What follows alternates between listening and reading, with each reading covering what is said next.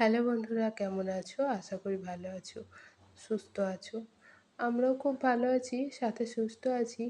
আমি আবারও চলে এসেছি তোমাদের কাছে আমার নতুন একটা ব্লগ নিয়ে। আশা করি ব্লগটা তোমাদের খুব ভালো লাগবে। সবাই তো জানো যে খুব ঝড় বৃষ্টি হচ্ছে, আর যে যেখানে আছো প্রায় সব জায়গাতেই খুব ঝড় বৃষ্টি হচ্ছে কয়েকদিন ধরে। তো গ্রামের বাড়িতে, বিশেষ করে বাড়িতে যদি গাছপালা থাকে, তো ঝড় বৃষ্টি হলে যে কী অবস্থা হয় সেটা বিশেষ করে গ্রামের বউরা আর যাদের বাড়িতে তো গাছপালা রয়েছে তারা খুব ভালো করে জানে। তো তোমরা দেখতেই পেলে আমাদের বাড়ির উঠানটার কী অবস্থা। আর এমনিতেই আজকে দেরি করে উঠেছি। দেরি করে উঠেছি বলতে ঘুম তো ভেঙে গেছিলো টাইম মতো, কিন্তু উঠিনি। তখন বৃষ্টি পড়ছিল। তো আমি ভাবলাম বৃষ্টিটা ছাড়লেই উঠবো। আর বাসি উঠোন না, ঝাঁট না দিলে একটুও ভালো লাগে না।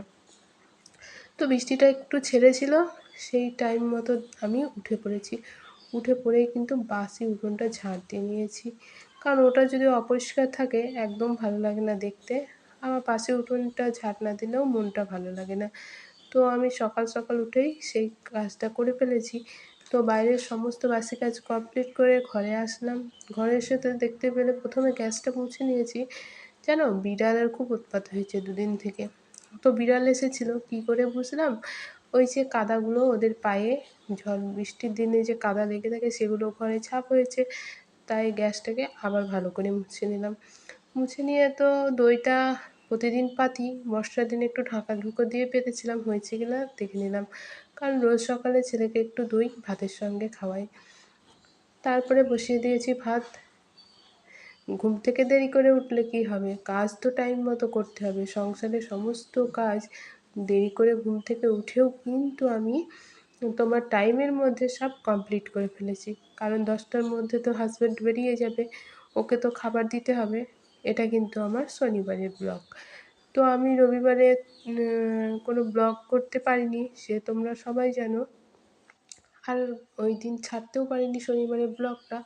কারণ আমাদের এখানে প্রচুর গাছপালা রয়েছে গ্রামে, ঝড় বৃষ্টিও হয়েছে, তাই কারেন্ট ছিল না। কারেন্ট না থাকার জন্য আমার ফোনে কিন্তু চার্জ ছিল না।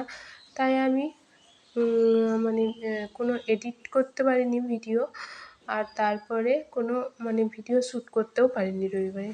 তো এটা আমি শনিবারের ব্লগটাই ছাড়ছি আজকে। মাঝে একদিন গ্যাপ গেছে।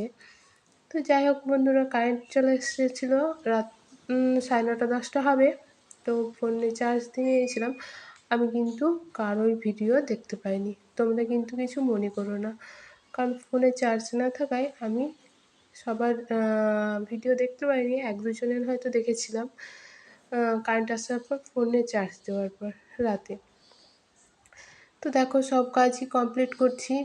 সংসারের এ থেকে জেড কাজ একা হাতেই করতে হবে। আবার টাইমের মধ্যে হাসব্যান্ডকে খাবার দিতে হবে। তো আমি ভাতটা হয়েছে, একটু জল লাগবে তাই আমি দেখে নিলাম। আর একটু জল দিয়ে নেড়েও নিলাম। আর এই যে ডিম সিদ্ধ করতে দিয়েছিলাম, কারণ ঝড় বৃষ্টি হচ্ছে, গ্রামে কোনো মাছ আসছে না। তো ডিমই খেয়ে চালাতে হচ্ছে কয়েকদিন। তো ডিমগুলো সিদ্ধ করেছিলাম। ডিমগুলো না অনেকক্ষণ ধরেই সিদ্ধ করেছিলাম। কিন্তু কী জানি তোমার হচ্ছে ইয়েগুলো ভালো ছাড়ছে না, খোলাগুলো। আস্তে আস্তে ছাড়াচ্ছিলাম, ভেঙে ভেঙে যাচ্ছে। ৩ জনের ৩টে ডিম। আমার ছেলেরটা কিন্তু রান্না করব না, ওকে সিদ্ধই খাইয়ে দেবো। আমাদের দুজনে দুটো রান্না করব। অল্প ঝোল বানিয়েছি। এই যে গরম মশলা গুঁড়োটা দিয়ে দিলাম। এবার এটাকে একটু ঢাকা দিয়ে রেখে দেবো। একটু ভালো করে নেড়ে চেড়ে দিই, তারপরে ঢাকা দেবো। আর হাসব্যান্ড না যদি ডিমের ঝোলে একটু বেশি করে করি ও একদম খেতে চায় না। একদম গা মাখা হবে এইরকম হলে ও ভালোবাসে। তো সেই মতো করলাম। এবার ওর খাবারটাও রেডি করে দিয়েছি। এখন ঘড়িতে একদম 10টা বাজে। ছেলেকে খাইয়ে নিয়েছি, এর মাঝেই আমাদের তরকারি হতে হতে একটু ফাঁকা টাইমে ওকে খাইয়ে নিয়েছি। হাসব্যান্ডের টিফিনটাও রেডি করে দিলাম, মানে ভাতটা আর কি। আর ও স্নান করছে। আসলে দুজনে একসাথে খেয়ে নেব, সেই জন্য আগে টিফিনটা রেডি করে দিলাম। এই যে ও স্নান করে চলে এসেছে, দুজনে একসাথে খেতে বসে গেছি। ছেলের খাওয়া হয়ে গেছে, আগেই বললাম। ওর মুখটা এখনও ধোয়া হয়নি, কারণ ও ওর বাবার সঙ্গে একবার খাচ্ছিল। ওই জন্য আমি বললাম একবারে খেয়ে নিক, তারপরে ধুয়ে নেব। দুজনে গল্প করতে করতে খেয়ে নিলাম কিন্তু। তো আমাদের বর্ষার দিন হোক আর শীতের দিন বা গরমের দিন দেরি করে উঠি আর তাড়াতাড়ি উঠি। নিজের কাজ নিজেকেই কমপ্লিট করতে হবে একদম টাইমের মধ্যে। টাইম যদি একটু এদিক ওদিক হয় মানে ব্যালেন্স যদি ঠিক না রাখতে পারি, হারিয়ে ফেলি, তাহলে ব্যালেন্স আবার খুঁজে পাওয়া মুশকিল। কারণ কাজ তো থেমে থাকবে না। একটার পর একটা তো সংসারের কাজ লেগেই আছে। তো দেরি করে যদি উঠি তাহলে কিন্তু কোনো কাজ করব না, কেউ করে দেবে এরকম তো কোনো ব্যাপার নাই। তাই একটু তাড়াহুড়োর মধ্যে কাজটা করছি। এই যে ঘরটা মুছে নিয়েছি। ঘরটা মোছার পর স্নান করতে যাওয়ার আগে কিন্তু এই জুতোর র্যাকটা পরিষ্কার করে নিলাম। আগের দিন তো ঘর ঝেড়েছিলাম, তোমরা দেখেছো। তো ঘর তো ঝেড়েছিলাম কিন্তু এই জুতোর র্যাকটাকে আর পরিষ্কার করা হয়নি। টাইম হয়ে ওঠেনি।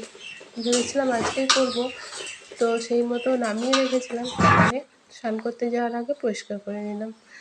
আর এই যে খাওয়া দাওয়া করে দুপুরে ঘুমিয়ে উঠেছি, বৃষ্টি আবার শুরু হয়ে গেছে। তো আমি আর আমার ছেলে যে খেয়েছিলাম কিছু বাসন ছিল সেগুলো কিন্তু ধুয়ে নিলাম। তো এখন একটু হাতে ফাঁকা টাইম আছে। কি করব? বসে থেকে তো আর কাটানো যায় না। তো আগের দিন দেখেছো, আগের দিনে ও ঘরের শোকেসটাকে পরিষ্কার করেছিলাম ভিতরটা। আজকে এ ঘরেরটা। তো আজকে ছেলে কিন্তু ঘুমায়নি। মানে ঘুমিয়েছিল, ও কিন্তু উঠে পড়েছে আমি যখন এটা পরিষ্কার করছিলাম আর কি।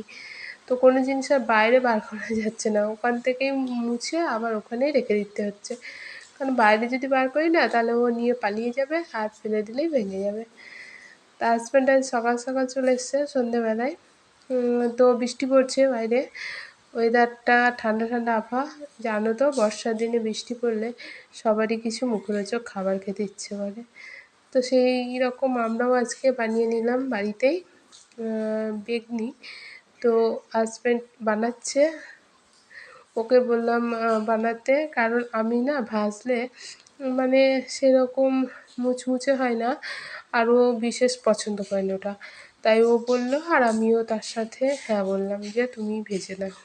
আমি সব রেডি করে দিয়েছিলাম, ও কিন্তু এই মাখামাখি করে ভেজে নিচ্ছে। এই যে বেগুনি আমাদের রেডি হয়ে যাচ্ছে। আর লাস্টে কিছু বেসন বেড়ে গেছিলো, তো সেগুলোকে ও আবার গোল গোল করে বড়ার মতো বানিয়ে দিয়েছে। ছেলে কিন্তু নিজের খাবার খেতে চায় না, আর আমাদের খাবার পেলে ও আবার খুব ভালো খেতে চায়। বানিয়ে নিয়েছি বেগুনি, আর হচ্ছে শসা কেটে নিয়েছি মুড়ি তার সঙ্গে। আজকে সন্ধ্যেবেলা টিফিন। আর দেখো ছেলেকে কেমন খাচ্ছে। আজকের মতো ব্লগটা এখানেই শেষ করলাম। সবাই সাথে থেকো।